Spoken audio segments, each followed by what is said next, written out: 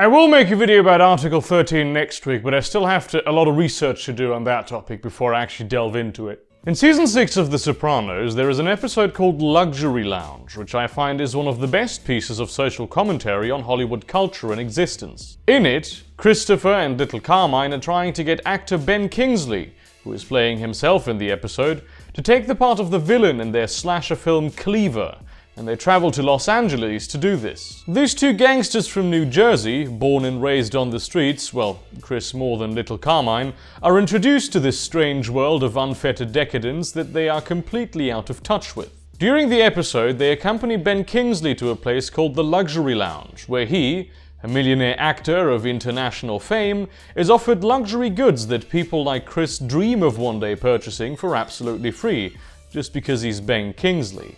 Kingsley does not even take much from this luxury lounge, declining most offers and instead being smooth, with the attractive girls trying to shove AAA+ wares down his throat, which Christopher does not understand. He's a kid from the streets of Newark. He's been dreaming about these luxury items every night for decades, and they're just being given out here for free for people who do have the money to just buy them without blinking an eye. He would just take the whole thing and run off, which, to be fair, he eventually does when he steals a gift bag with $30,000 worth of merchandise from an awards show presenter. Kingsley does admit that he finds the whole luxury lounge thing obscene and that he gives most of what he takes to charity, but ultimately he is complacent with it, and the reason for that is that he is friendly. This is something that is called to during the episode.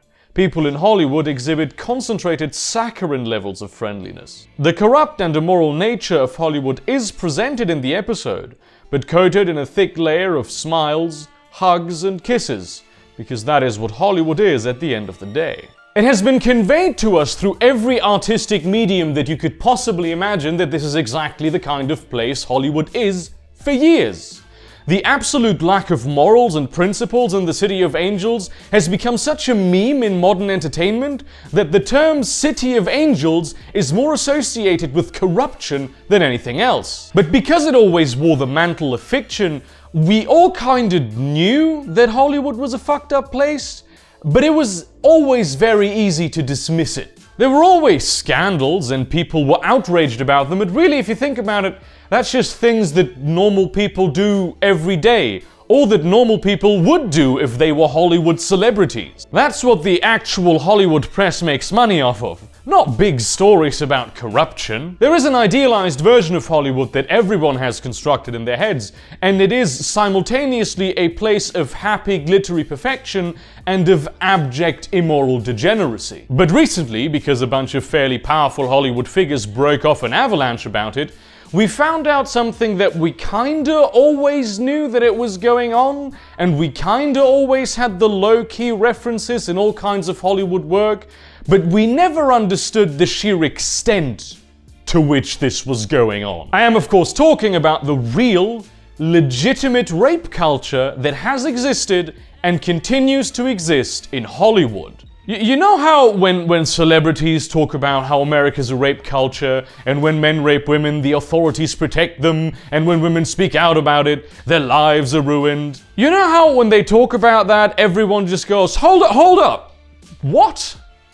What the fuck are you talking about? This isn't how the world works. Well, it is for these celebrities. That was the culture, and presumably still is, that they were actually legitimately living in.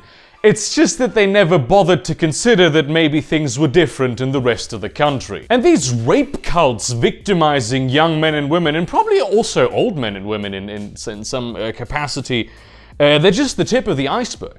Talk about mass-scale money laundering, pedophile rings, fucking political propaganda machines that are working for some factions that they probably shouldn't be working for. This whole Me Too thing is just the tip of the iceberg of the things that we see evidence brooding of just under the surface of what is currently in our Overton window. How does something like this even happen? How does a place where literally everyone has a megaphone and everyone could just say anything at any time become one of the most corrupt power centers in human history? How has this conspiracy of silence existed for so long? I'll tell you why. It's because they're so damn friendly. Friendliness is more than just part of good tone in Hollywood.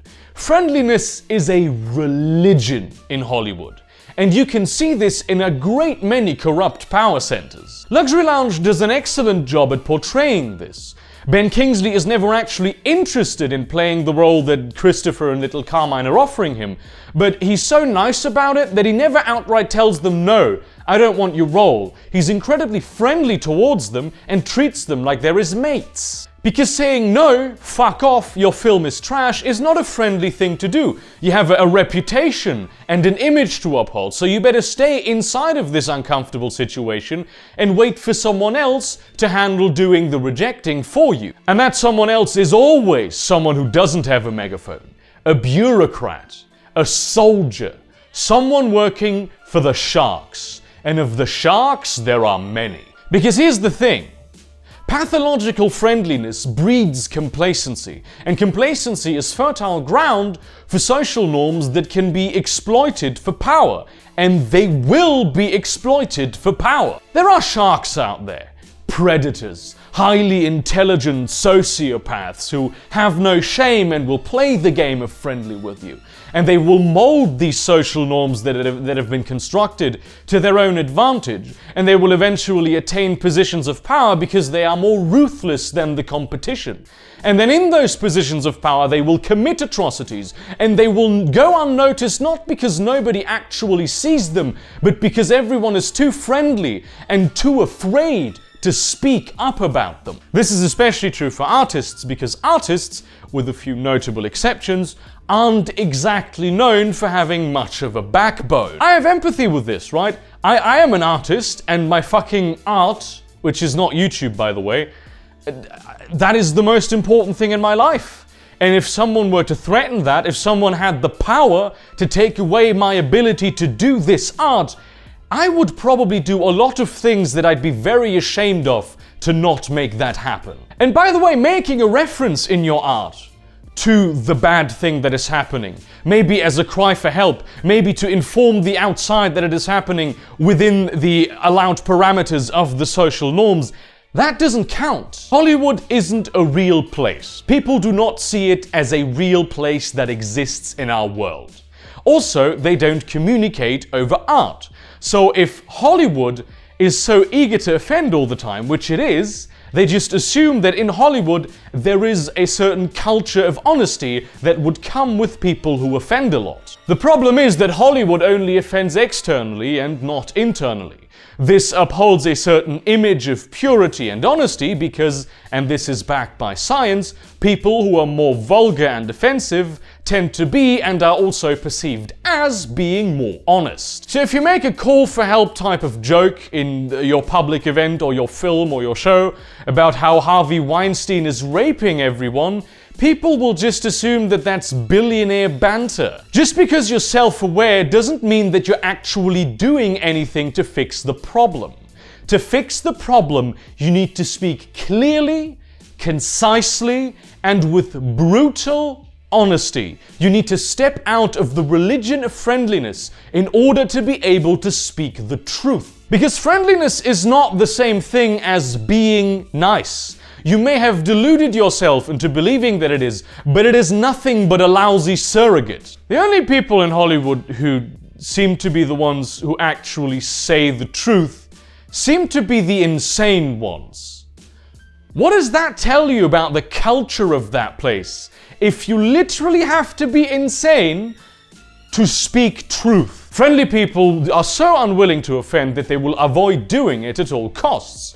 But offending is something that needs to be done. It purifies, it reveals, it brings to light grievances that would otherwise go untalked about. And if displaying something in art in an offensive manner has become the non-offensive way of bringing attention to something, it becomes utterly useless as a tool to offend and speak truth. So be vulgar, be offensive, but be nice.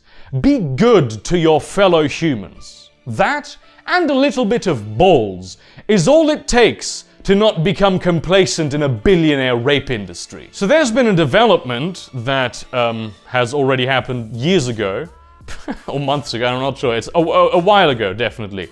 and that I only learned about now because, you know, nobody ever told me about it.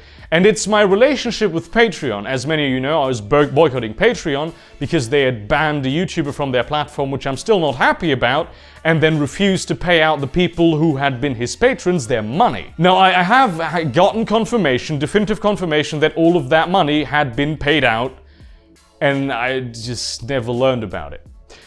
And considering that Maker Support is a bit of in the air right now, and I really need to eat, I have decided that I need to get over my pride, because really that's the only thing standing in between me and this roof over my head for the following months, and open a Patreon. Personally, I still feel like I'm going back on my promises, but I've talked this over with my fans on the Discord server that you should join, and they said, dude, do it, or we will flag all of your videos. Make a Patreon. That's not what they said, but it's basically how it came off. So yeah, if you have the money to spare, please do support me on Patreon.